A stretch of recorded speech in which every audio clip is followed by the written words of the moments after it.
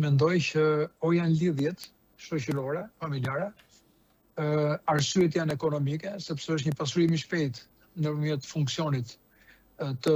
detyrës që ka, dhe mundësia e kontrollit është më e minimizuar, sepse është ajo strukturë e cila prodhon siguri,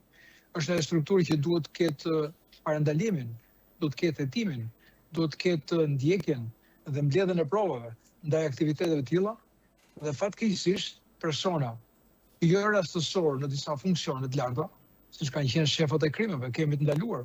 Kemi në një proces një ish shef krimesh që ka qenë në Elbasan, në Tiranë apo në vende të tjera, pra tregojmë për nivele të larta, aty ku janë pikërisht struktura të cilët kanë dosje, të cilët kanë informacione, kanë database-in e tyre lidhur me aktivitetet e grupeve apo të personave me precedent penal. Dhe fatkeqësisht nuk e di nëse kemi dhe përdorim të tyre, kur një grup e kundërvjet një grupi tjetër dhe gjithë informacioni lëvizjes të tyre e marrin pikërisht nga strukturat e policisë. Fakti që grupet kriminale kanë pasur informacion me eksaktësi për personat të cilët kanë qenë në fokusin e tyre, për akmarrje ose për konkurrencë apo për dominim tregu, kanë pasur informacion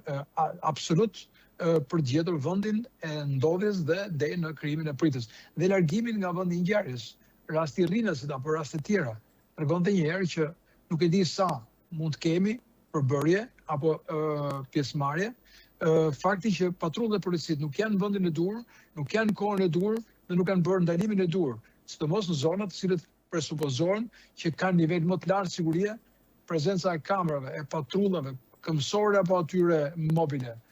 planifikimi i shërbimeve, të rendit apo të krimeve në territor,